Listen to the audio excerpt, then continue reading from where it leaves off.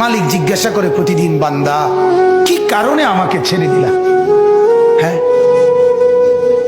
রাত 12টা বাজে তুমি ঘুমায় গেলা, মা ঘুমায় গেল, বাপ ঘুমায় গেল, বিবিও ঘুমায় গেছে, পাড়া পড়শি ঘুমায় গেছে। আল্লাহ বলেন আমি তো ঘুমাই নাই। বান্দা আমিও তো ঘুমাই নাই, সারাদিনে আমিও তো জগৎটা পরিচালনা করছি, তবুও তো আমার কোনো ক্লান্তি নাই, আমি তো ঘুমাই নাই। কেন ঘুমাই নাই জানো বান্দা?